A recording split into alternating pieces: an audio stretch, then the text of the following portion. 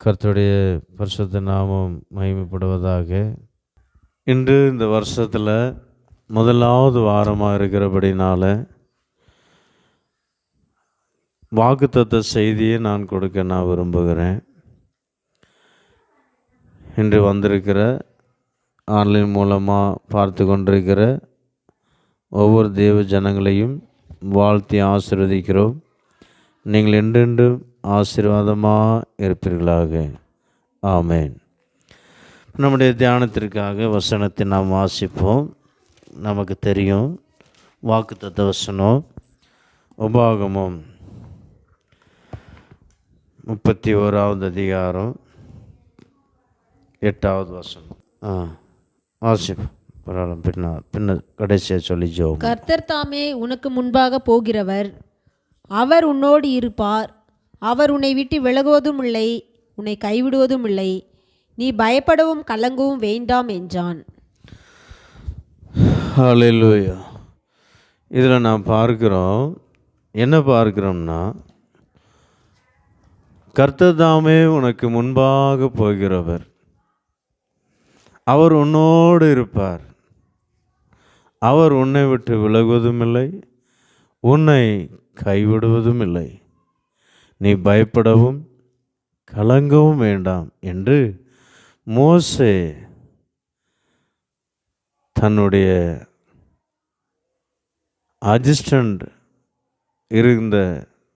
அசிஸ்டண்டாக இருந்த யோசுவாவை பார்த்து சொல்லுகிறார். ஏனென்றால் இஸ்ரவேல் ஜனங்கள் எப்பேற்பட்ட ஜனங்கள் என்று அவருக்கு தெரியும். மோசையை பார்த்து மோசைக்கு விரோதமாகவே எவ்வளோ முறுமுறுத்தார்கள், என்னென்னமோ செய்தார்கள். மோசையே அடிக்கிற மாதிரி என்னென்னமோ செய்தாங்க. அடிதான் விழல மோசைக்கு, மற்றபடி எல்லாம் விழுந்துச்சு இல்லையா? அடிதான் விழலை. அவ்வளோ பெரிய தாசனுக்கே அந்த கெதினா, இப்போ நம்முடைய தாசன் வயோதிப நிலவரத்தில் இருக்கிறார். அவருக்கு பிற்பாடு யார் இதை நடத்தி செல்வது என்று அவருக்குள்ள ஒரு கலக்கம். அப்போ மோசே யோசுவா பார்த்து, நீதாப்பா நடத்தி செல்லணும். நானா? இந்த ஜனங்களையா? இந்த ஜனங்களை என்னால் முடியுமா அப்படின்ட்டு அவருக்குள்ள மனசுக்குள்ளே பேசி கொண்டு இருக்கிறத அறிந்து கர்த்தருடைய வார்த்தை மோசைக்கு வெளிப்பட்டது.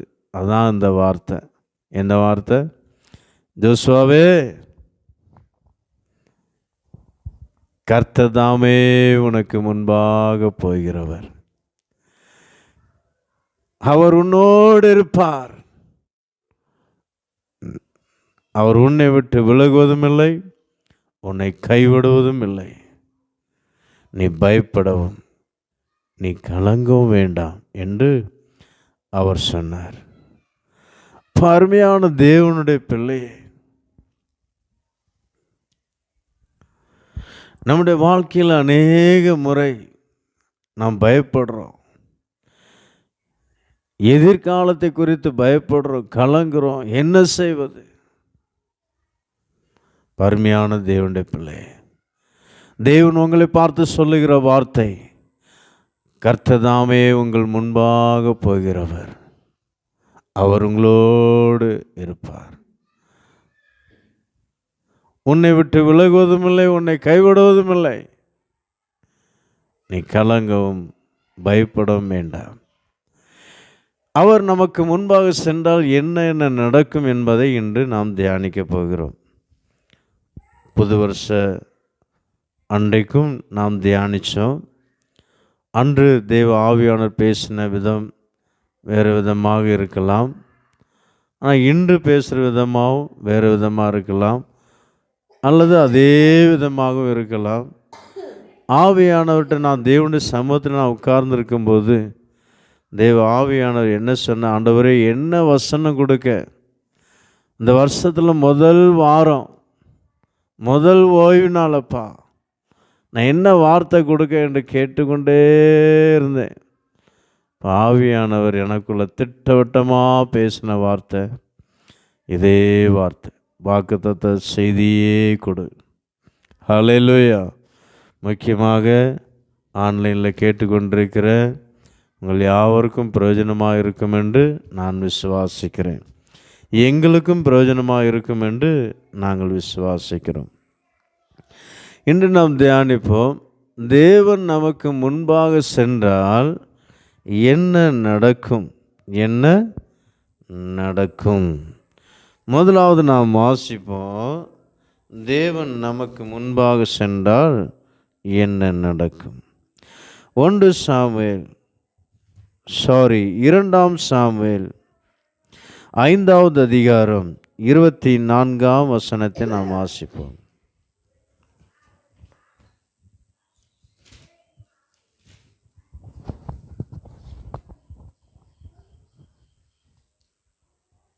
முசுக்குட்டை செடிகளின் நுனிகளிலே செல்லுகிற இரைச்சலை நீ கேட்கும்போது சீக்கிரமாய் எழும்பி போ. அப்பொழுது பெலிஸ்தரின் பாளையத்தை முறியடிக்க கர்த்தர் உனக்கு முன்பாக புறப்பட்டிருப்பார் என்றார். ஹல்லேலூயா. பெலிஸ்தரின் பாளையத்தை முறியடிக்க கர்த்தர் உங்களுக்கு முன்பாக புறப்பட்டிருப்பார். ஹல்லேலூயா. இப்போ பெலிஸ்தரின் பாளையத்தை முற்றிலுமாக முறியடிக்க, பெலிஸ்தரின் வேலைகள் என்ன வேலை? சத்ருவினுடைய வேலைகள். சத்ருவினுடைய வேலைகள், தேவ ஜனங்களுக்கு விரோதமாக கிரியை செய்கிற வேலைகள். பெலிஸ்தனுடைய ஆவிகள் அநேக சுபாவங்களை வெளிப்படுத்துகிறது. பெலிஸ்தர் முக்கியமாக தேவ ஜனங்களுக்கு விரோதமாக கிரியை செய்கிறவர்கள். ஆவிக்குரிய ஜீவத்தில் வளர்கிற ஜனங்களை விடவே மாட்டார்கள். தேவனுடைய ஆலயத்துக்கு போறியா? நீ ஏன்ப்பா போகிறாங்க? அங்கே போய் என்னத்தை கண்டாப்பா என்று சொல்லுகிற ஒரு கூட்டம் ஜனங்கள் உண்டு. எசேக்கியா ராஜா, யூதாவின் ராஜாவாகிய எசேக்கியா ராஜா தேவனை உத்தமமாய் நம்பி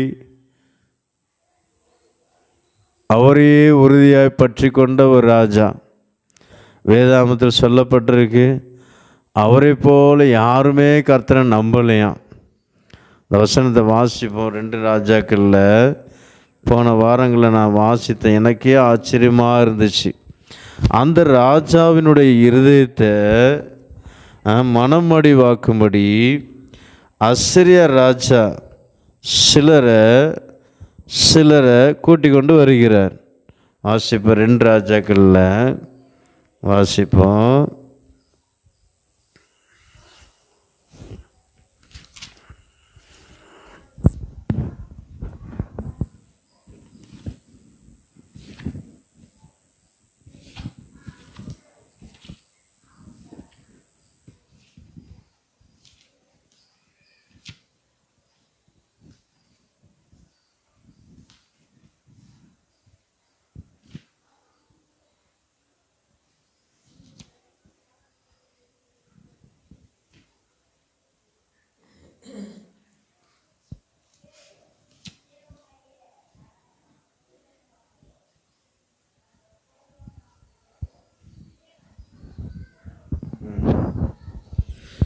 எசேக்கியா ராஜாவை பற்றி 2 ராஜாக்கள் 18வது அதிகாரம் 5வது வசனத்தை நாம் வாசிப்போம். அவன் இஸ்ரவேலின் தேவனாகிய கர்த்தரின் மேல் வைத்த நம்பிக்கையிலே அவனுக்கு பின்னும் அவனுக்கு முன்னும் இருந்த யூதாவின் ராஜாக்களிலெல்லாம் அவனைப் போல் ஒருவனும் இருந்ததில்லை. எதில், எந்த விஷயத்தில் அவனை போல் ஒருவனும் இருந்ததில்லை என்று சொல்லப்பட்டிருக்குன்னா, நம்பிக்கையிலே. அவன் இஸ்ரவேலின் தேவனாகி கர்த்தன் மேல் வைத்த நம்பிக்கையிலே அவனுக்கு பின்னும் அவனுக்கு முன்னும் இருந்த யூதாவின் ராஜாக்களிலெல்லாம் அவனை போல் ஒருவனும் இருந்ததில்லை என்று சொல்லப்பட்டிருக்கு. அவ்வளோ ஒரு நம்பிக்கையாக இருந்த மனுஷனை இந்த யூதாவின் ராஜாவினுடைய மனதையே சீர்குலைக்கும்படி அசிரிய ராஜா என்ன செய்கிறாரு? அசிரிய ராஜா, அதான் அதான் தேவ ஜனத்துக்கு விரோதமாக கிரியை செய்கிற பொல்லாத வல்லமைகள். நீங்கள் இந்த வருஷத்தில் அநேக தீர்மானம் பண்ணியிருப்பீங்க. நான் அப்படி செய்யணும், அவர் மேல் உறுதியாக நம்பிக்கையாக இருக்கணும், அவர் மேல் இன்னும் அதிகமாக விசுவாசிக்கணும், இன்னும் அதிகமாக விசுவாசத்தில் ஜீவிக்கணும், இன்னும் அதிகமாக நாம் ஜெபிக்கணும், இன்னும் அதிகமாக வேதத்தை வாசிக்கணும். இப்படியாக அநேக தீர்மானங்கள் தேவனுடைய சமூகத்தில் இந்த 1ஆம் தேதி அன்று நீங்கள் தீர்மானித்திருப்பீர்கள். தேவனோடு உடன்படிக்கையும் செய்திருப்பீர்கள். அருமையான தேவனுடைய பிள்ளையே, உங்களுடைய உடன்படிக்கை எல்லாம் ஆண்டவருக்கும் தெரியும், பிசாசுக்கும் தெரியும். ஆண்டவருக்கும் தெரியும், பிசாசுக்கும் தெரியும், உங்களுக்கும் தெரியும், வேறு யாருக்கும் தெரியாது. அநேகர் தேவ சபைகளில், மகா சபைகளில் அறிக்கையிட்டிருப்பார்கள், தீர்மானித்திருப்பார்கள். ஆனால் அநேகர் ரகசியமாக தன்னுடைய மனதில் அவர்கள் தீர்மானித்திருப்பார்கள். அருமையான தேவனுடைய பிள்ளையே, ஆனால் நீங்கள் மனதில், உங்களுடைய சிந்தனையில் நீங்கள் ரகசியமாக ஆண்டுக்குள்ள நான் தீர்மானித்திருக்கிறேன் என்று நினைத்திருக்கலாம். அந்த சிந்தனையும் அந்த தீர்மானத்தையும் பிசாசு அறிவான். அருமையான தேவ ஜனமே, அந்த பிசாசுடைய வேலை என்ன வேலைன்னா என்ன செய்வானா பாருங்க, வாசிங்க.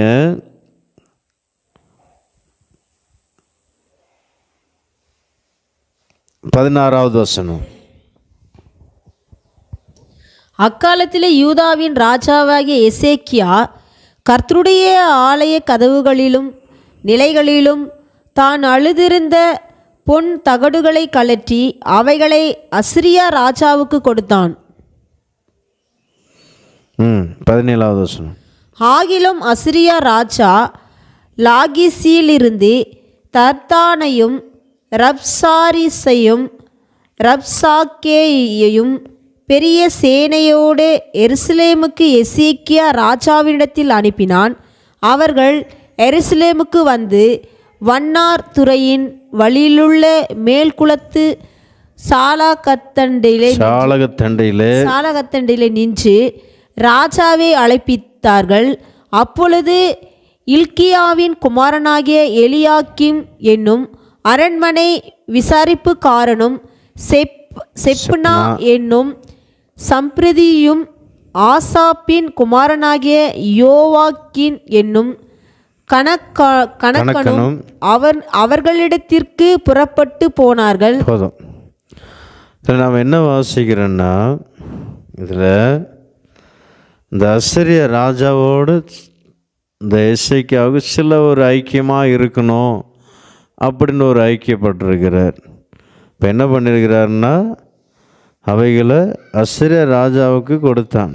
சில பொன் தகடுகளை கர்த்தருடைய ஆலய கதவுகளிலிருந்து நிலைகளிலிருந்தும் தான் அழுத்தி இருந்த பொன் தகடுகளை கலற்றி அவைகளை அசிரிய ராஜாவுக்கு கொடுத்தான். அதனால் என்ன நடந்துச்சு, அப்போ இவனுடைய இந்த நம்ம சத்ருவோடு ஐக்கியமாக இருக்குன்னு நினைக்கிறோம். ஆனால் உண்மையாகவே அது தேவ ஜனங்களுக்கு விரோதமான சத்ருவா என்று நாம் சிந்திக்கணும். ஆனால் எல்லாருமே சத்ரு என்று நாம் சொல்ல முடியாது. தேவ ஜனத்தை ஆவிக்குரிய ஜீவத்தை முடக்கி போடுவதற்கு பலவிதமாக பிசாசு கிரியை செய்வான். அதனால் நாம் யாரோடு ஐக்கியமாக இருக்கணுமோ அவரோடு தான் நாம் ஐக்கியமாக இருக்கணும். அப்படியானால் இந்த உலகத்தில் எல்லா மனுஷரும் தேவ ஜனத்துக்கு விரோதமாக தான் கிரியை செய்கிறாங்க. நம்ம எப்படி அவர்களோடு ஐக்கியமாக இருப்பது என்று நாம் கேட்கலாம். அப்படி அல்ல. மனுஷரை யாரையும் நம்ம புறக்கணிக்கக்கூடாது. எந்த மனுஷனையும் நம்ம என்ன செய்யக்கூடாது, புறக்கணிக்கக்கூடாது. அது பொல்லாத ஆவி அவர்களுக்குள் இருக்கிறத நாம் உணர்ந்து விடணும். அந்த பொல்லாத ஆவி கட்டி நாம் என்ன செய்யணும், ஜெபிக்கணும். எல்லா மனுஷருக்காகவும் தேவன் தம்முடைய ஜீவனை கொடுத்திருக்கிறார். ஒரு மனுஷனையும் அவனுக்குள்ள ஆவி இருக்கு, அதனால் நம்ம வெறுக்கணும், அவனை நம்ம கைவிடணும், அவனை விட்டு தூரமாக இருக்கணும். ஹல்லேலூயா. அப்படி அல்ல, எல்லா மனுஷனையும் எல்லா பாவிகளையும் தேவன் நேசிக்கிறார். அப்போ சில மனுஷன் அப்படி தேவ ஜனங்களுக்கு விரோதமாக கிரியை செய்தான்னா அவனுக்குள்ள சில ஆவிகள், அந்த ஆவியை தான் கட்டி நம்ம என்ன செய்யணும்? ஜெபிக்கணும். சரி, அப்போ இங்கே எசேக்கியாவுடைய வாழ்க்கையில் என்ன நடந்துச்சுன்னா, இப்போ என்ன அசரியா என்ன செய்கிறாருன்னா, அசரியா சில ராஜாவை அழைப்பித்தார்கள். அப்பொழுது இல்க்கியாவின் குமாரனை எலியாக்கியும் என்னும் அரண்மனை விசாரிப்புக்காரனும் செப்னா என்னும் சம்பிரதியும் ஆசாப்பின் குமாரனாகிய யோவாக் என்னும் கணக்கனும் அவர்களிடத்திற்கு புறப்பட்டு போனார்கள். ரப்சாக்கே அவர்களை நோக்கி, அசரிய ராஜாவாகிய மகாராஜாவானவர் உரைக்கிறதும் நீங்கள் எசேக்கியாவுக்கு சொல்ல வேண்டியதும் என்னவென்றால், நீ நம்பி இருக்கிற இந்த நம்பிக்கை என்ன? பார்த்தீங்களா எப்படி சொல்ல பாருங்க. இது ரப்சாக்கின்னா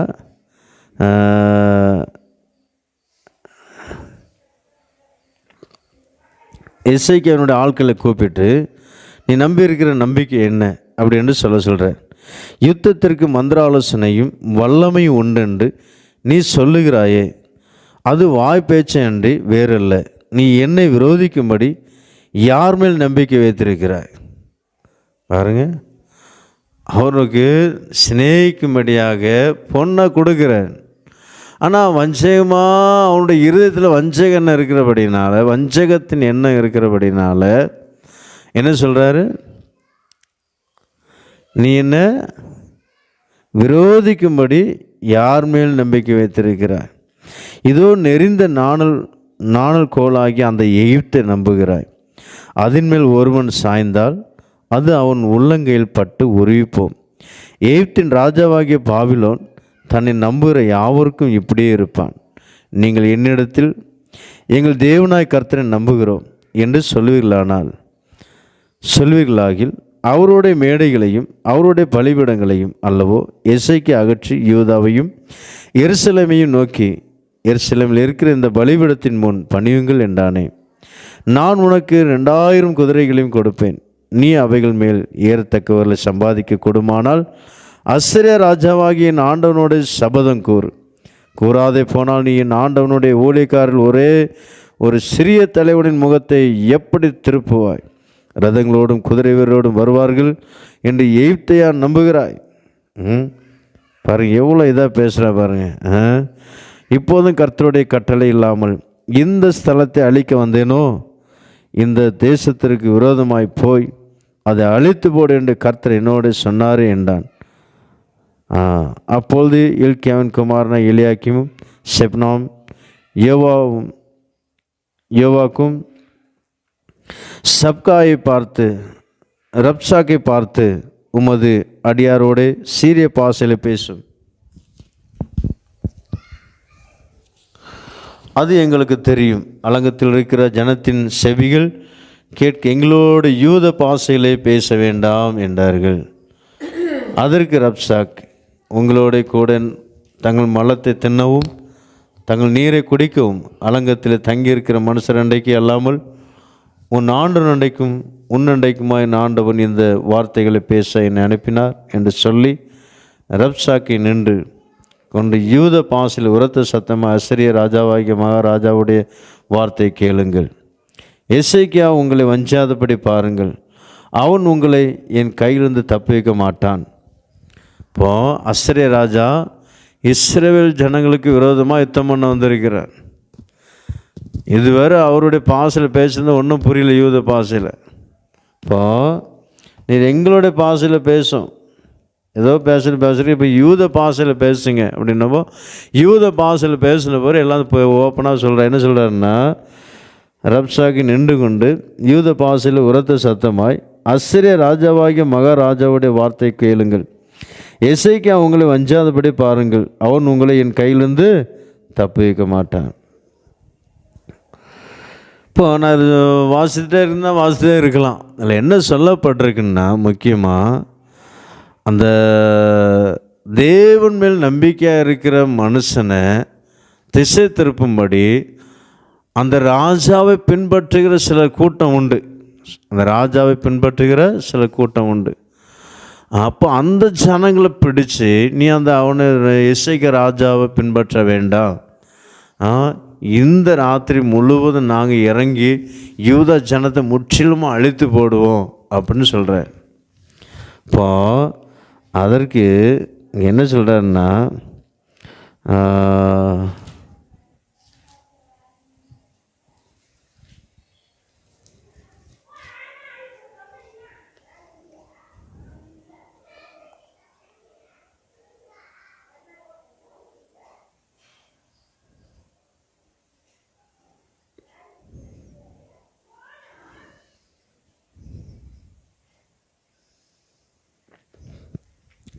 அதை 37வது வசனத்தை வாசிக்கும்போது வாசி.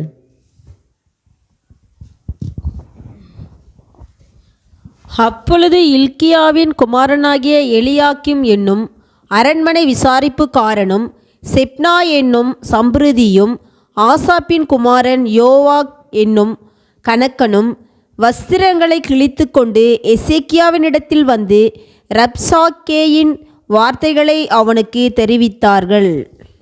அடுத்த அதிகாரம் 1 வசனம். ராஜாவாகிய எசேக்கியா அதை கேட்டபோது தன் வஸ்திரங்களை கிழித்து ரட்டுடுத்தி கொண்டு கர்த்தருடைய ஆலயத்தில் பிரவேசித்து அரண்மனை விசாரிப்புக்காரனாகிய எலியாக்கியமையும் சம்பிரதியாகிய செப்னாவையும் ஆசாரியர்களின் மூப்பரையும் ஆமோத்தின் குமாரனாகிய ஏசாயா என்னும் தீர்க்கதரிசியினிடத்துக்கு ரட்டுடுத்தி கொண்டவர்களாக அனுப்பினான். இவர்கள் இப்போது இதில் நம்ம என்ன வாசிக்கிறோம், உடனே எசேக்கியா இடத்துல அவனுடைய ஆட்களை வந்து சொல்கிறாங்க. இந்த ஆட்கள் வந்து சொன்ன உடனே எசேக்கியா கவலைப்படலை. உடனே தீர்க்கதரிசியாகி ஏசாயோட இடத்துல தன்னுடைய ஆட்களை அனுப்பி விசாரிக்க சொல்கிறேன். தன்னுடைய ஆட்களை அனுப்பி விசாரிக்க சொல்கிறேன். ரெட்டு கொடுத்தவர்களாக தாழ்மையோடு போங்க. அந்த காலத்தில் ரெட்டு கொடுத்தப்படுறவர்கள்னா ஒரு தாழ்மை, தன்னுடைய வஸ்திரம் மேல் வஸ்திரத்தை கழட்டி போட்டு ஒரு சாக்கு பை மாதிரி அந்த மாதிரி ஒரு இடுப்பில் கட்டிட்டு அப்படி போவாங்களாம். அது தாழ்மையை வெளிப்படுத்துவதற்காக. அப்போது அப்படி சிலரை ஏற்பாடு பண்ணி ஏசாயா தீர்க்கதரிசியிடம் கேட்க போகிறார்கள். இப்போ இந்த அசரிய ராஜா வந்து எங்களுடைய ஜனங்களை இப்படி மிரட்டியிருக்கிறாரு. எங்களுடைய ஜனங்கள் நாங்கள் என்ன செய்வது ஒன்றுமே புரியலை, ஏதாவது சொல்லும். அப்படிங்கும்போது ஏசாயா அவர்களை பார்த்து என்ன சொல்கிறாருன்னா, 5வது வசனம் 6வது வசந்த வாசி. அப்பொழுது ஏசாயா அவர்களை நோக்கி, அசிரிய ராஜாவின் ஊழியக்காரர் என்னை தூஷித்ததும் நீ கேட்டதுமான வார்த்தைகளினாலே பயப்படாதேயும். இதோ அவன் ஒரு செய்தியை கேட்டு தன் தேசத்துக்கு திரும்பி வருவதற்கான ஆவியை நான் அவனுக்குள் அனுப்பி அவனை அவன் தேசத்திலே பட்டயத்தால் விழப்பண்ணுவேன் என்று கர்த்தர் உரைக்கிறார் என்பதை உங்கள் ஆண்டவனிடத்தில் சொல்லுங்கள் என்றான். ஹல்லேலூயா, ஹல்லேலூயா. இப்போ ஏசாயா என்ன சொல்கிறாருன்னா, உங்களை ஒன்றுமே செய்ய முடியாது, நீங்கள் போங்க, தைரியமாக போங்க, அவங்க தோற்று போவாங்க, உங்களை ஒன்றுமே செய்ய முடியாது, உங்களை மேற்கொள்ள முடியாது. அவன் என்னை தூசித்தான், எனக்கு நல்லா தெரியும். பார்த்தீங்களா, என் ஜனத்தை தூசித்தாலுமே தேவ ஜனத்தை தான் அசரிய ராஜா தூசித்தான். ஆனால் ஏசாயா தீர்க்கதரிசி அதுக்கு முன்னாடி தெரிஞ்சு போச்சு. எசேக்கியாவின் ஆட்கள் வந்து சொல்லும்போது உடனே என்ன சொல்கிறார், அவன் என்னை தூசித்தது உண்மைதான். இப்போ அருமையான தேவனுடைய பிள்ளை, அவன் உண்மையாகவே அவன் மேற்கொள்ள மாட்டான், நீங்கள் தான் மேற்கொள்வீங்க. அந்த வார்த்தையின்படியே 2 ராஜாக்கள் 19வது அதிகாரத்தில் 35வது வசனத்தில் நான் பார்க்க முடியும். அன்று ராத்திரி ஒரே ஒரு தூதன் மூலமாக 1,35,000 அசிரியர் கொண்டு போட்டதாக நான் பார்க்க முடியும். 1 ராஜாக்கள். அன்று ராத்திரியில் சம்பவித்தது என்னவென்றால், கர்த்தருடைய தூதன் புறப்பட்டு அஸ்ரியரின் பாளையத்தில் 185,000 பேரை சங்கரித்தான். அதிகாலமே எழுந்திருக்கும் போது இதோ அவர்கள் எல்லாரும் செத்த பிரேதங்களாய் கிடந்தார்கள். 185,000 பேரை சங்கரித்திருக்கிறார். 185,000 பேர். ஒரே ஒரு தூதனுடைய பலன் எப்படி டிஸ்கவரிலாம் பார்ப்போம். டிஸ்கவரியில் பார்த்தவங்களும் தெரியும். டிஸ்கவரி சேனல் என்ன செய்வாங்க, முதலைக்கு எவ்வளோ ஸ்ட்ரென்த் இருக்குது அப்படின்ட்டு தண்ணிக்குள்ளே கிடக்கிற முதல்ல வாய்க்குள்ளே ஒரு ஆடு போட்டு அதை அப்படியே செக் பண்ணும். அதை அப்படி பிடிச்சி இழுக்கும். இங்கே டிஜிட்டல் பாயிண்ட் காமிக்கும், இதுக்கு இவ்வளோ ஸ்ட்ரென்த் இருக்குது. எப்படி நம்ம ஒரு வெயிட்டிங் மிஷின் மேலே ஏறி நின்னால் என்ன நடக்கும், நம்ம டக்குன்னு நம்பர் வரும் எத்தனை கிலோ அப்படின்ட்டு. அதே போல் அதனுடைய பலன், அதாவது அந்த முதலோட ஸ்ட்ரென்த்து எவ்வளோ இருக்குது அப்படின்ட்டு அதை கடிச்சு இழுக்கும் போது தெரியும், நம்பர் வரும் டக்குன்னு மாட்டோம். அதே போல் ஒரு தூதனுடைய பலன் பார்த்தீங்களா, 1,85,000 பேரை அடித்து கொள்ளத்தக்கதான பலன் தேவ ஜனங்களுக்கு. ஒவ்வொரு தேவ ஜனங்களுக்கும் 2 தேவதூதர்கள் பாதுகாப்பு கொடுக்கிறார்கள். 2 தேவதூதர்கள். அவன் நம்ம எவ்வளோ பெரிய ஆட்கள். ஹல்லேலூயா. நான் என்ன சொல்ல வாரேன்னா, பயப்பட வேண்டாம். நீ எடுத்த தீர்மானத்தின்படி செய்ய கர்த்தர் உங்களுக்கு உதவி செய்வார். இந்த வருஷத்தில் நீங்கள் எடுத்த தீர்மானத்தை சீர்குலைக்கும்படி, கர்த்தர் மேல் நம்பிக்கையாக இருக்கிற, கர்த்தர் மேல் விசுவாசமாக இருக்கிற, கர்த்தர் மேல் அன்பாக இருக்கிற எல்லாவற்றையும் குலைத்து போடும்படி பிசாசம், அஸ்ஸிரியன் ஆவி, பெலிஸ்தீனுடைய ஆவி ஏதாவது உங்களுக்கு விரோதமாக கிரியை செய்து கொண்டே இருக்கலாம். அருமையான தேவனுடைய பிள்ளை, நீங்கள் பயப்பட வேண்டிய அவசியமே இல்லைங்க. ஏனென்றால் அவர் உங்களுக்கு முன்பாக செல்லுகிறார்.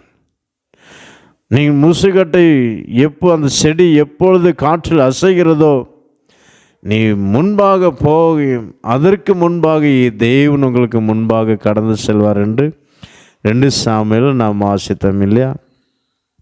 அது கீழே ஃபுல்லாக வாசிக்கும்போது வாசிங்க. அந்த 2 சாமுவேலில் நம்ம என்ன வாசிக்கிட்டோம், 2 சாமுவேல் 5வது அதிகாரம் 24-25 வசனத்தை வாசிக்கும்போது இதில் புரிந்து கொள்ள முடியும்.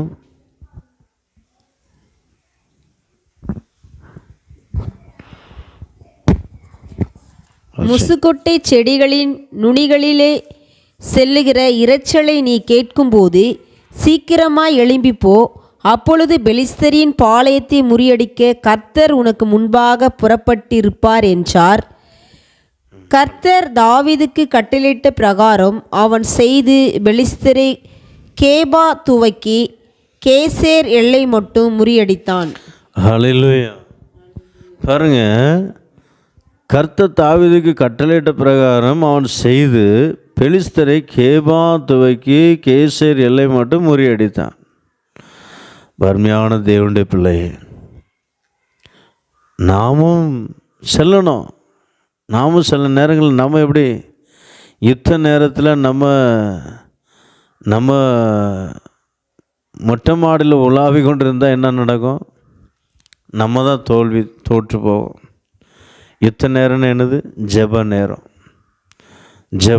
எல்லாம் கர்த்தர் பார்த்து கொள்வார். சிலர் நினைப்பாங்க, யாத்திராகமம் 14வது அதிகாரம் 14வது வசனத்தில் கர்த்தர் உங்களுக்காக யுத்தம் பண்ணுவார், நீங்கள் சும்மா இருப்பீர்கள். இன்னும் அந்த வசனத்தை பிடிச்சி கொண்டு சும்மாவே இருப்பாங்க, தின்னுட்டு தூங்குவாங்க. தின்னுட்டு தூங்குவாங்க. ஒரு வேலை செய்ய மாட்டாங்க, வெளியில் போக மாட்டாங்க. ஏன்னா கர்த்தர் நீங்கள் சும்மா இருங்க, அவர் உங்களுக்கு யுத்தம் பண்ணுவார் என்று சொல்லப்பட்டிருக்கு. நான் ஒன்றும் செய்ய மாட்டேன். சர்ச்சுக்கும் போக மாட்டாங்க, வேதமும் வாசிக்க மாட்டாங்க, ஜெபமும் பண்ண மாட்டாங்க, குடும்ப ஜெபம் பண்ண மாட்டாங்க, தனி ஜெபம் பண்ண மாட்டாங்க, குரூப் ஜெபமும் பண்ண மாட்டாங்க, எதுவும் கிடையாது. சும்மா இருங்க தான் ஆண்டவர் சொல்லியிருக்கிறார். அப்படி என்று சில அந்த வசனத்தை பிடித்து கொண்டு சும்மாவே இருப்பாங்க. அது என்ன ஆகும்? கடைசி நாட்களில் பாவமாக மாறும். தாவீதுடைய வாழ்க்கையில் அதான் நடந்துச்சு. யுத்த நேரத்தில் அவர் எங்கே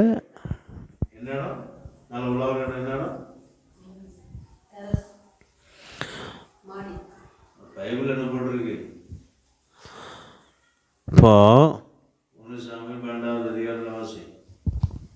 2 சாமுவேல் 12வது அதிகாரம், 2 சாமுவேல் 12வது அதிகாரமாக இருக்கும். இப்போ அதில் உலாவி கொண்டிருப்பார், மொட்டை மாடில் உலாவி கொண்டிருப்பார். எத்தனை நேரத்தில் அவர் என்ன செஞ்சுட்டு இருக்கிறார்? மொட்டை மாடில் உலாவி கொண்டிருப்பார். மொட்டை மாடில் உலாவி கொண்டிருப்பார்.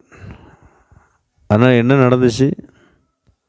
ஒரு ஸ்திரீ குளிக்கிறத பார்த்தார். அவர் ராஜாவின் அதிகாரம் இருந்தபடினால ஸ்திரீயை கொண்டு வர சொன்னார்.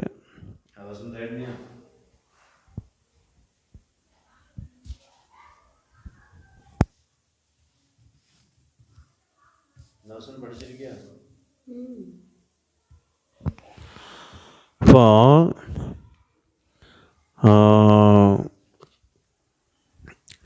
அந்த ஸ்திரீயோட பாவம் பண்ணுவார். நமக்கு தெரியும் அந்த கதை, பத்சேபாளுடைய கதை நமக்கு தெரியும். பாவம். நல்ல ஒரு மனுஷன், உண்மையாக உத்தமமாக ஊழியம் செய்த ஒரு சேவகன் ஊரியா, அவனை கொன்று அவனுடைய மனைவியை அபகரித்த ஒரு தாவீது.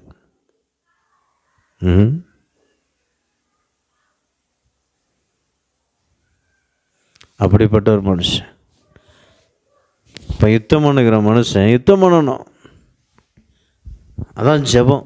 12வது அதிகாரத்தில் வாசிக்கும்போது வாசிப்போம்.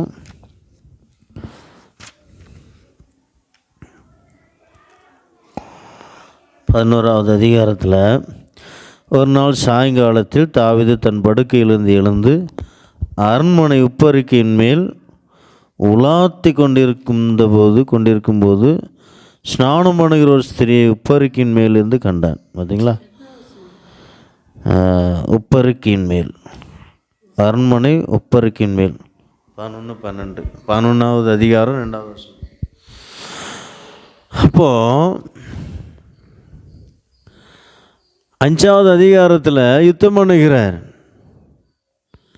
இங்கே 11வது அதிகாரத்தில் அவர் யுத்தம் பண்ணி நான் ஜெயிச்சிட்டேன், இன்மையாக யுத்தம் பண்ணணும். சிலருக்கு அந்த மாதிரி ஒரு சோர்வு. ஒரு முறை ஜெயிச்சாச்சு, இனிமே நான் ஜெபிக்கணும்னு அவசியம் இல்லை, இனிமே நான் யுத்தத்துக்கு போகணுன்னு அவசியம் இல்லை. தாவீதுக்கு அந்த கெட்ட எண்ணம் வந்ததுனால நல்ல ஒரு உண்மையான ஒரு சேவகனை கொன்னா, அந்த கொன்னுட்டு அவனுடைய மனைவியை அபகரிச்சான் பாருங்க. அது ஆண்டவருக்கு பொறுக்க முடியாத பாவம். அவ்வளோ ஒரு பெரிய பாவம் செய்ய காரணம் என்ன?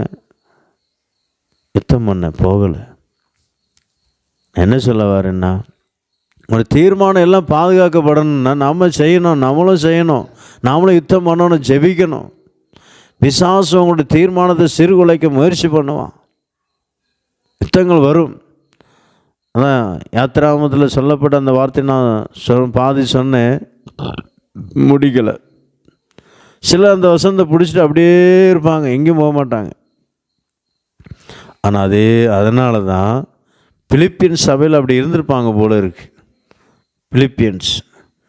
பிலிப்பியர் சபையில் அப்படி இருந்திருப்பாங்க போல இருக்குது. அதனால தான் பிலிப்பியரில் 2வது அதிகாரம், பிலிப்பியர் 2வது அதிகாரத்தில் நம்ம என்ன வாசிக்கிறோம்?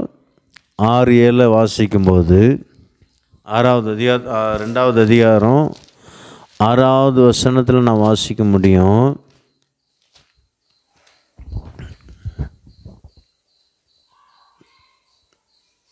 நாலாவது அதிகாரம் 6வது வசனம் வாசி. நீங்கள் ஒன்றுக்கும் கவலைப்படாமல் நீங்கள் ஒன்றுக்கும் கவலைப்படாமல். எல்லாவற்றையும் குறித்து பார்த்தீங்களா, இதில் என்ன சொல்கிறாருன்னா, நீங்கள் ஒன்றுக்கும் கவலைப்படாமல் நீங்கள் எல்லாவற்றையும் குறித்து உங்கள் விண்ணப்பங்களையும் உங்கள் ஸ்தோத்திரத்தோடு விண்ணப்பங்களையும் சோத்திரத்தோடு கூடிய ஜெபத்தினாலும் வேண்டுதலினாலும் தேவனுக்கு தெரியப்படுத்துங்கள். அப்பொழுது எல்லா புத்திக்கும் மேலான தேவ சமாதானம் உங்கள் இருதயங்களையும் உங்கள் சிந்தைகளையும் கிறிஸ்து இயேசுக்குள் காத்துக்கொள்ளும் என்று அதில் சொல்லப்பட்டிருக்கு. கிறிஸ்து இயேசுக்குள் காத்துக்கொள்ளும். அப்போ பிலிப்பின் சபை விசுவாசிகள் அப்படி இருந்திருக்காங்க. அந்த பழைய ஏற்பாட்டில் மோசே எழுதி வச்சு அந்த வசனத்தை பிடிச்சு அப்படி இருந்திருக்கிறாங்க. சும்மா இருந்தால் போதும், அவர் யுத்தம் பண்ணுவார். இதான் நடக்கும். தாவீதுடைய வாழ்க்கையில் நடந்தது போல தான் நடக்கும். நம்முடைய வாழ்க்கையில் ஜெபம் இல்லை, எல்லாம் இருக்குது, நமக்கு எல்லாம் கொடுக்குறாரு அப்படின்ட்டு நினச்சி நம்ம ஜெபம் பண்ணாமல் இருப்போமானா பாவம் பிரவேசிக்கும், பிசாசு மேற்கொள்ளுவோம். ஜாக்கிரதையாக இருக்கணும். அதனால தான் பரிசுத்த பவுல் பிலிப்பியரில் எழுதியிருக்கிறார், நீங்கள் ஒன்றையும் குறித்து கவலைப்படாதுங்க, ஆனால் ஒன்று செய்யணும். செய்ய சொல்கிறேன். என்ன செய்யணும்? எல்லாவற்றையும் ஸ்தோத்திரத்தோடு கூடிய ஜெபத்தினாலும் வேண்டுதலினாலும் தேவனுக்கு தெரியப்படுத்துங்கள். அப்பொழுது எல்லா புத்திக்கும் படித்தவங்களோட புத்தி, பணக்காரனுடைய புத்தி, பெரிய பட்டத்தாரிகளுடைய புத்தி, அவங்க எல்லா புத்திக்கும் மேலான தேவ சமாதானமாக உங்கள் இருதயங்களையும் உங்கள் சிந்தைகளையும் கிறிஸ்து இயேசுக்குள் காத்துக்கொள்ளுங்க. அருமையான தேவனுடைய பிள்ளை, முத கர்த்தர் உங்களுக்கு முன்பாக போனால் என்ன நடக்கும்? சத்துருக்களை முறியடிப்பாருங்க.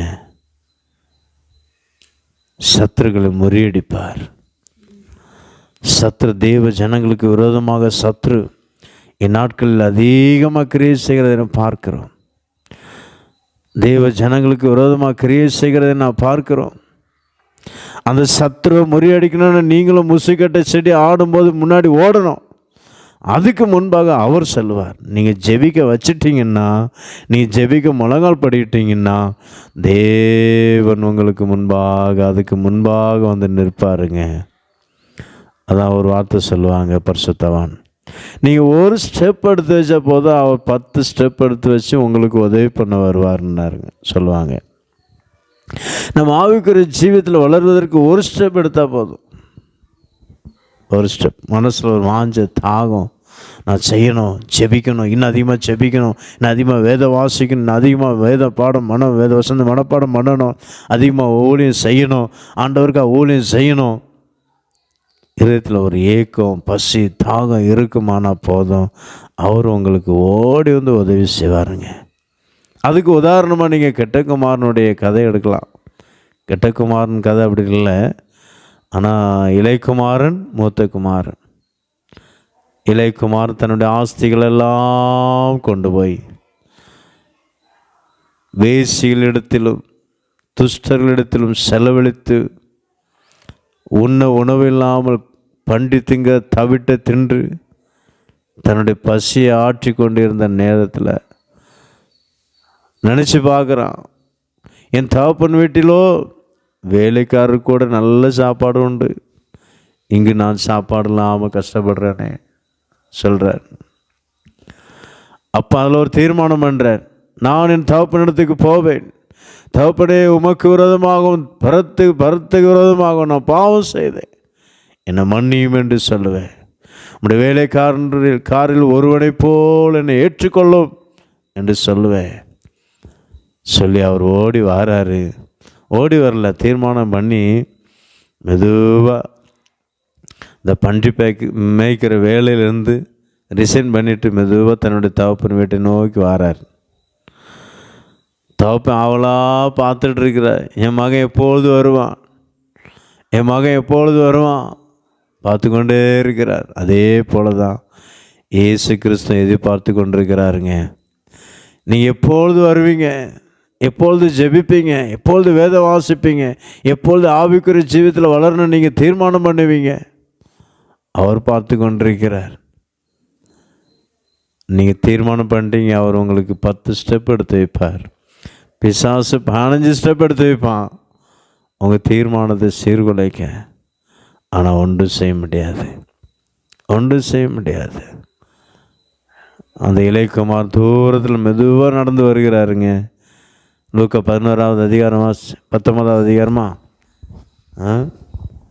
அதெல்லாம் வாசிக்கும்போது இந்த இளையகுமாரன் தூரத்தில் வருவார். தகப்பன் பார்த்து ஓடியே போவாராம். மகன் ஓடி வரலைங்க, தகப்பன் ஓடி போகிறார்.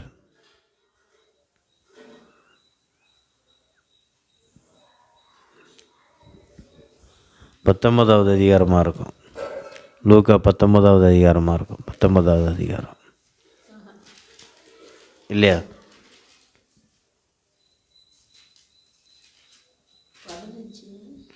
15வது அதிகாரம் கரெக்ட்.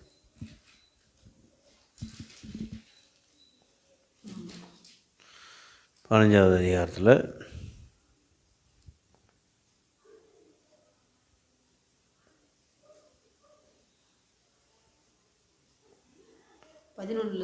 இருபதாம் வசனம் 15 20ஆம் வசனம் வாசி.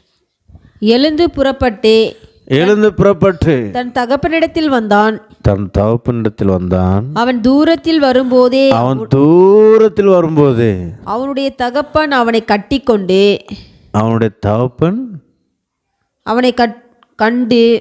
கண்டு மனதுருகி ஓடி அவன் கழுத்தை கட்டிக்கொண்டு அவனை முத்தம் செய்தான். அவன் தூரத்தில் வரும்போது என்ன பண்ணாருங்க? தகப்பன் தான் ஓடி போகிறாரு. அவர் தீர்மானம் எடுத்து மெதுவாக வந்து கொண்டிருக்கிறாரு. ஆனால் தகப்பன் ஓடி வரார். நம்ம தீர்மானம் எடுக்கும்போது நம்ம முயற்சி பண்ணால் போதும், அவர் நமக்கு உதவி செய்வாருங்க. அவர் நமக்கு உதவி செய்வார். அவர் நமக்கு ஓடி வந்து ஹெல்ப் பண்ணுவார். நம்மளால் முடியாது தான். தகப்ப வீட்டில் ஒரு வேலைக்காரனை போல் இருக்க முடியுமா?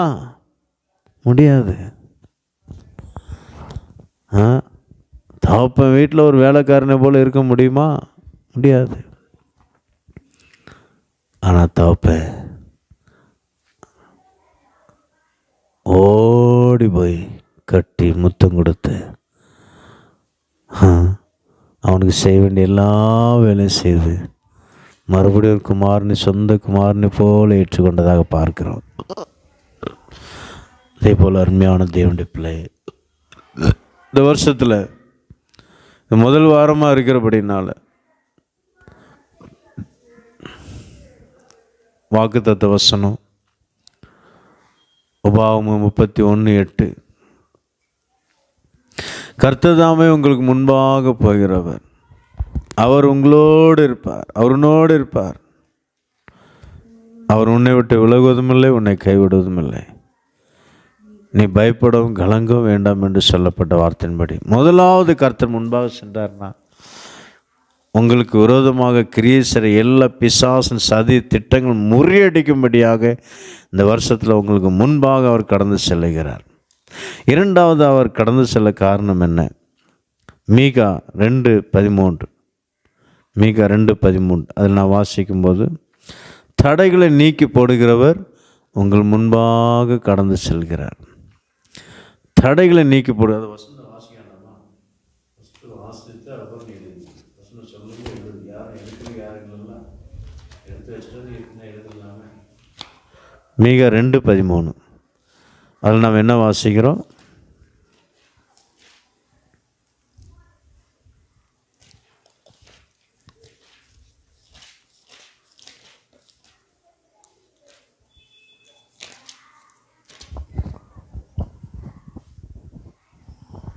தடைகளை நீக்கி போடுகிறவர் அவர்களுக்கு முன்பாக நடந்து போகிறார்.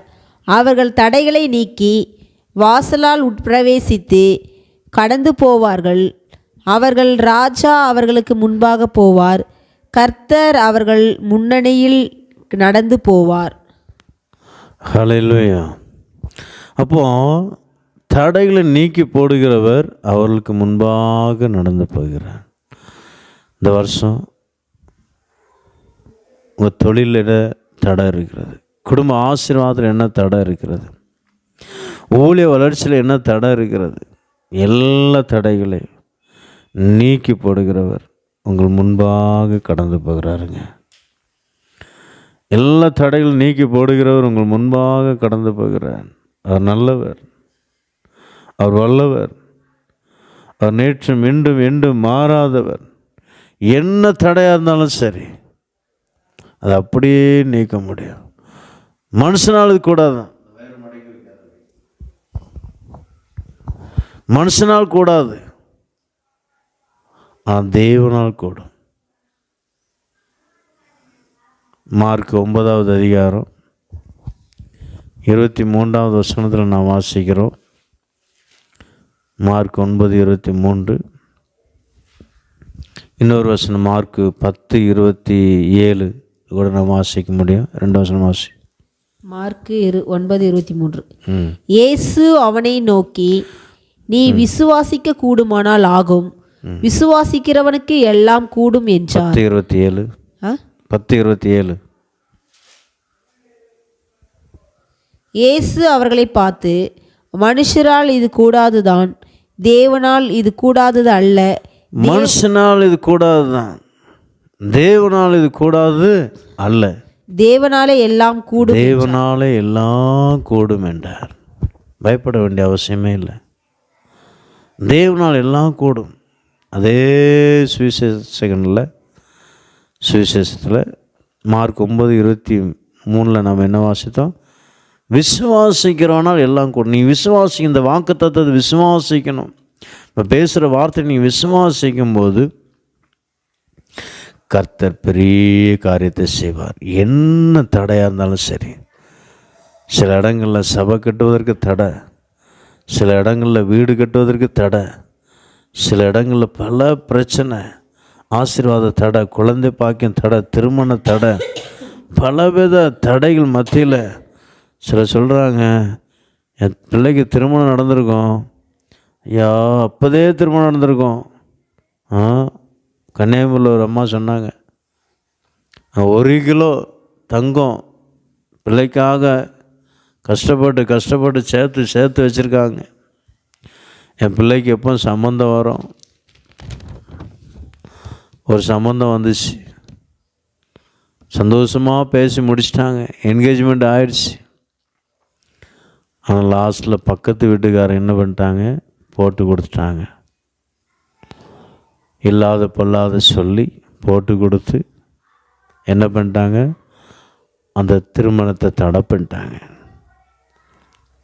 அதுக்கு பிறகு திருமணம் முடிஞ்சு 2 வருஷமாக குழந்தை இல்லாமல் இருந்தாங்க. நான் சொன்னேன், ஒரு நல்ல ஆம்பளை பிள்ளை கொடுப்பார், சாமுவேல் என்று பேர் வைக்கணும்னு சொன்னேன். அதே போல் அவங்களுக்கு நல்ல ஒரு ஆம்பளை பையன் சாமுவேல்ன்ட்டு பேர் வச்சுருக்கிறாங்க. அருமையான தேவனுடைய பிள்ளை. ஆசீர்வாத தடைகள்மா. எந்த மனுஷன் உங்கள் பிள்ளைகளோட திருமணத்தை தடை பண்ணுறாங்களா, மகளோட திருமணத்தை தடை பண்ணுறாங்களா, பயப்படாண்டா, சோர்ந்து போனான். பிசாசை தடை பண்ணுறான்னு சோர்ந்து போகாதங்க.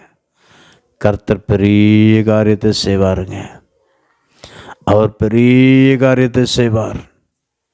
அவரால் கூடாத காரியம் ஒன்றுமே இல்லை. போ இயேசுவின் நாமத்தினால் நிகழ்ச்சா போன்னு சொன்னால் அது அப்படியே ஓடி போகும்.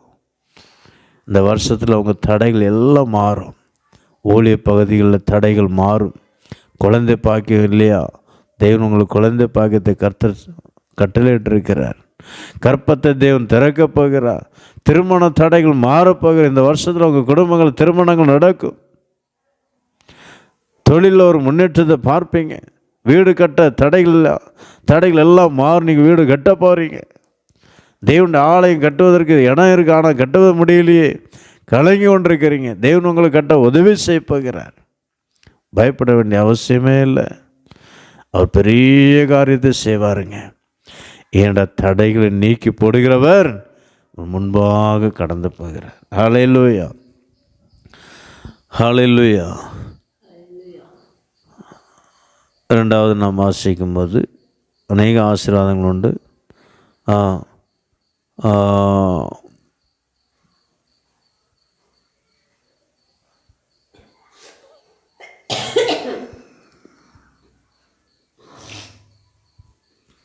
வாசிப்போம்.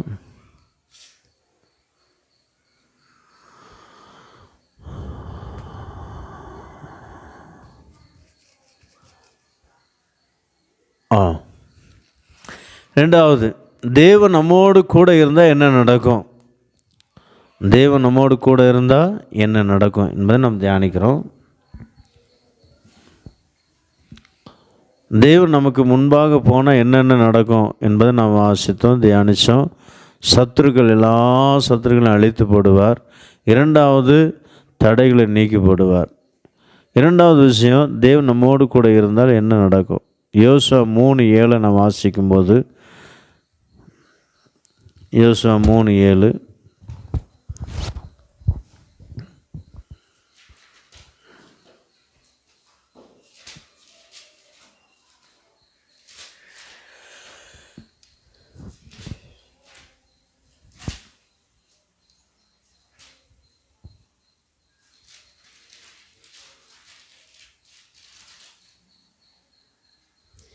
கர்த்தர் யோசுவாவை நோக்கி, நான் மோசேயோடு இருந்தது போல உன்னோடும் இருக்கிறேன் என்பதை இஸ்ரவேல் எல்லாரும் அறியும்படிக்கு இன்று அவர்கள் கண்களுக்கு முன்பாக உன்னை மேன்மைப்படுத்துவேன்.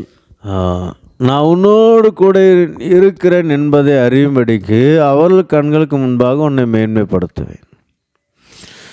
அருமையான தேவனுடைய பிள்ளை, உன்னோடு கூட ஜீவனுள்ள தேவன் இருக்கிறார் என்பதை அவர் வெளிப்படுத்துவார். அவர் வெளிப்படுத்துவது எப்படின்னா, உங்களை மேன்மைப்படுத்துவார், உங்களை கனப்படுத்துவார். மெர்சி அவர்கள் இல்லைன்னா வேலையே நடக்காதப்பா, மெர்சி அவர்கள் வந்தால் தான் முடியும் அப்படி என்று மேன்மைப்படுத்துவார். துரசிங் இல்லைன்னா வேலை நடக்காது, வந்தால் தான் முடியும் அப்படி மேன்மைப்படுத்துவார். அவங்கள கூட்டிட்டு வாங்க, அவர் வர வரைக்கும் நான் சாப்பிட மாட்டேன். தாவீது அப்படி தான் அற்பமாக என்னாங்க. தாவீது படிப்பறிவே கிடையாது. அண்ணன்மார் நல்லா படித்தாங்க, நல்லா படித்து மிலிட்ரி வேலைக்கு போயிட்டாங்க. 3 அண்ணன்மார் வேலைக்கு போயிட்டாங்க. மற்றபடி 3 அண்ணன்மாரும் அப்பாவுக்கு துணையாக அங்கே இங்கேயும் வேறு பிஸ்னஸ் வேலை பண்ணுறாங்க. ஆனால் தாவீதுக்கு படிப்பறிவு இல்லையா. 1ஆம் கிளாஸ் போயிருக்கிறாரு, 2ஆம் கிளாஸ் போயிருக்கிறாரு. சண்டே ஸ்கூலில் அப்படி ஒரு கதை சொல்லுவோம். 3ஆம் கிளாஸ் படிச்சுட்டு இருக்கும்போது அவர் வீட்டுக்கு ஒரு கெஸ்ட் வந்திருக்கிறாங்க. அப்போ என்ன பண்ணாங்கன்னா, கெஸ்ட்டு வந்து என்ன பண்ணியிருக்காங்க, கெஸ்ட் வந்த உடனே அம்மா கூப்பிட்ருக்காங்க தாவீதை. அம்மா என்ன கூப்பிட்டு என்ன செஞ்சுருக்காங்க, தாவீதே போ 10 ரூபா கொடுத்து என்ன பண்ணி, இப்போ தான் 10 ரூபா, அப்போ 10 ரூபா ஒன்றும் இல்லை, நான் காலண்ணா ஆட்டாண்ணா அப்படி சொல்லுவாங்க, அரை அண்ணா அப்படிம்பாங்க. நமக்கு ஒன்றும் தெரில, நமக்கு 4 அண்ணா 5 பைசாவில் தான் நமக்கு தெரியும். ஆனால் இப்போ 5 பைசாவும் இல்லை, 4 அண்ணாவும் இல்லை, 50 பைசாவும் இல்லை, ஒன்றும் இல்லை, எல்லாம் 1 ரூபா தான். 1 ரூபா வந்துச்சு.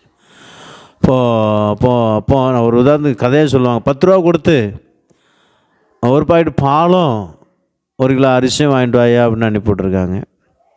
ஆனால் தாவீது என்ன பண்ணியிருக்கிறாருன்னா, போ அரிசி மட்டும் வாங்கிட்டு வந்துருக்கிறார். இப்போ கெஸ்ட்டுக்கு உடனே என்ன வேணும், பால் முக்கியம். பால் வாங்கிட்டு வராமல் என்ன பண்ணியிருக்கிறார், அரிசி வாங்கிட்டு வந்துருக்கிறார். மறுபடியும் அம்மா என்ன பண்ணியிருக்காங்க, திட்டி போடா பால் வாங்கிட்டு வாடா அப்படின்னு அனுப்பிவிட்ருக்காங்க.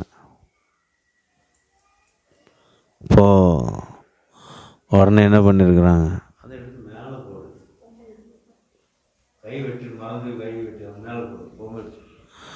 இப்போது பாலை வாங்கிட்டு போகும்போது ஃப்ரெண்ட்ஸு பார்த்துட்டாங்க, ஸ்கூல் ஃப்ரெண்ட்ஸ், கிளாஸ்மேட் விளையாடி இருக்கிறத பார்த்தேன். அவனுக்கு இன்னும் மறந்து போச்சு. இப்போ பால் வாங்கிட்டு வச்சுன்னா என்ன வாங்கிட்டு வந்து அப்படியே போக விளையாடிட்டு ஸ்கூல் ஃப்ரெண்ட்ஸை பார்த்து அப்படி பேசிட்டு அப்படி போகும்போது கடைக்காரன்ட்ட போய் அப்படி பாபா 10 ரூபாய்க்கு பலூன் கொடுங்க அப்படின்னு கேட்டான். பாலுங்கிறதுக்கு பலூன் சொல்ல இருந்துச்சு. பலூன் வாங்கிட்டு வந்துச்சான். அம்மாக்கிட்ட கொண்டு கொடுத்தா என்ன அடி விழுமோ அவ்வளோதான். அந்த ஒரு சாமானை கூட உனக்கு ஞாபகமாக வாங்கிட்டு வர முடியல என்ன அப்படின்னு சொல்லி அடித்து நீ ஸ்கூல் போனது போதும். அதனால் கொஞ்சம் ஆடுகள் தான் அவனுக்கு என்னையும் தெரியாது. கொஞ்சம் ஆடு என்ன நிறைய ஆடு வாங்கி விட்டாங்க இங்கே செதிரி அவனுக்கு எண்ணிக்கை தெரியாது. அதனால தான் சொல்லுவார் அன்னைக்கார் அற்பமாக பேசுவார். அந்த கொஞ்சம் ஆடை விட்டுட்டு நீ எங்கடா வந்திருக்காங்க அப்படிம்பார். அப்படிப்பட்ட தாவீதை தான் சாமுவேல் என்ன சொல்கிறாரு, அவன் இங்கே வருவதுக்கு வரும். அந்த வசந்த வாசி 2 சாமுவேலில்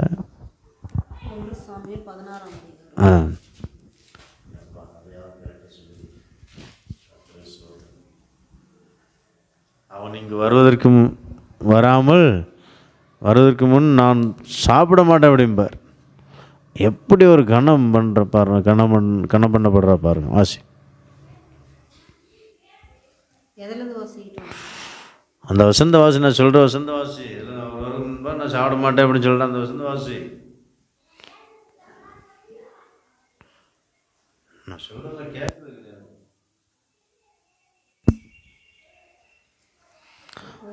11வது வசனம், உன் பிள்ளைகள் இவ்வளவு தானா என்று ஈசாய் கேட்டான். அதற்கு அவன், இன்னும் ஒருவன் இருக்கிறான், எல்லாருக்கும் இளைவன் ஒருவன் இருக்கிறான், அவன் ஆடுகளை மேய்த்து கொண்டிருக்கிறான் என்று. அப்பொழுது சாமுவேல் ஈசாய் பார்த்து ஆள் அனுப்பி அவனை அழைப்பி, அவன் இங்கே வருமட்டும் நான் பந்தி இருக்க மாட்டேன் என்றான்.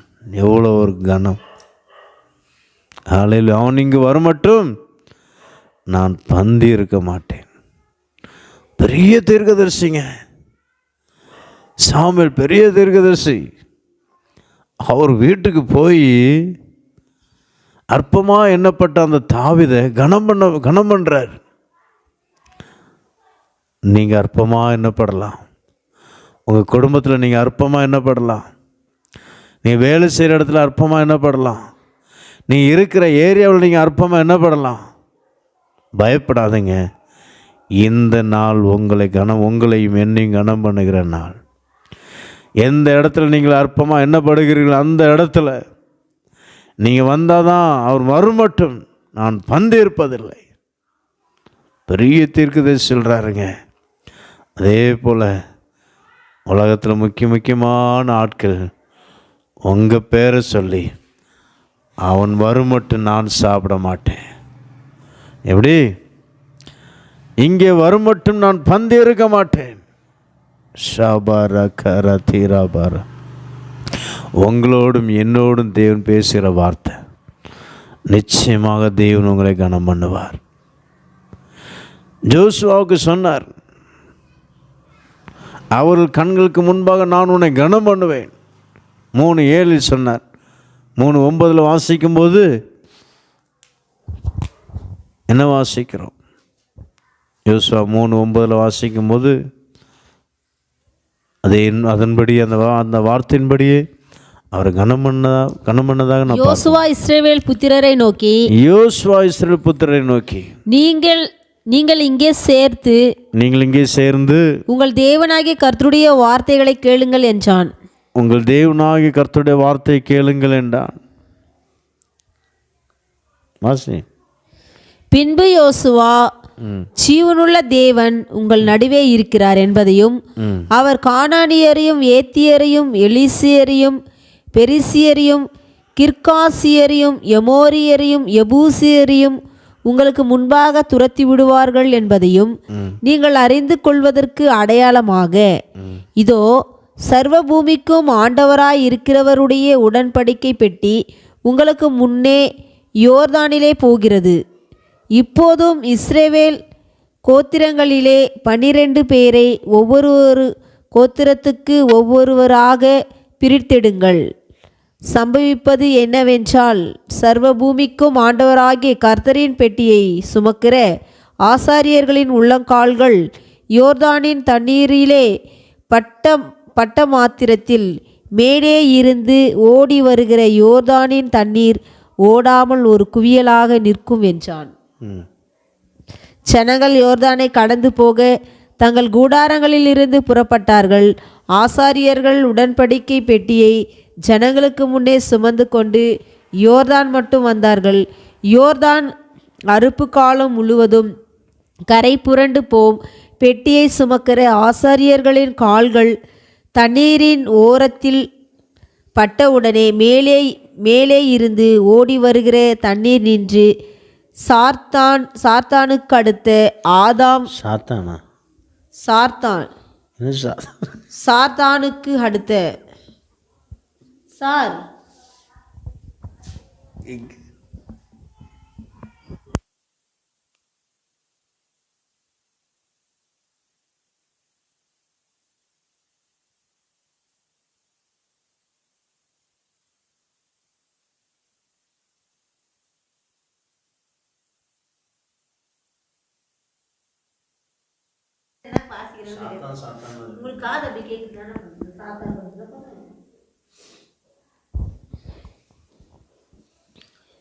மேலே இருந்து ஓடி வருகிற தண்ணீர் நின்று சாத்தானுக்கு அடுத்த ஆதாம் ஊர் வரைக்கும் ஒரு குவியலாக குவிந்தது.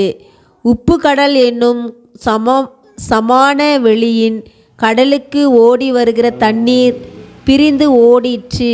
அப்பொழுது ஜனங்கள் எரிகோவுக்கு எதிரே கடந்து போனார்கள். சகல ஜனங்களும் யோர்தானை கடந்து தீருமளவும் கர்த்தருடைய உடன்படிக்கை பெட்டியை சுமக்கிற ஆசாரியர்கள் யோர்தானின் நடுவிலே தண்ணீரில்லாத தரையில் காலூன்றி நிற்கும் போது இஸ்ரவேலர் எல்லாரும் தண்ணீரற்ற உலர்ந்த தரை வழியாய் கடந்து போனார்கள்.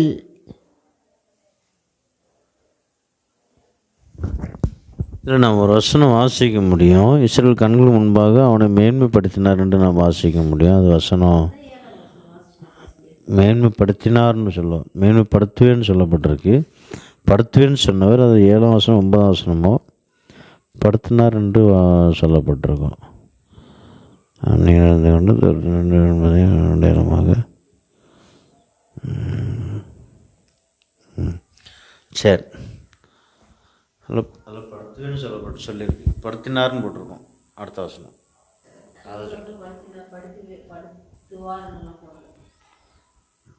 படுத்தினேன் அப்படின்னு போட்டிருக்கோம். சரி, அப்போ உண்மையாகவே கர்த்தர் என்ன செய்வார்னா சொன்னது செய்கிறவர். ஜோசுவாவை கனம் பண்ணார், மேன்மைப்படுத்தினார். அதே போல் உங்களையும் தேவன் நீங்களையும் என்ன செய்வார்னா மேன்மைப்படுத்துவார்.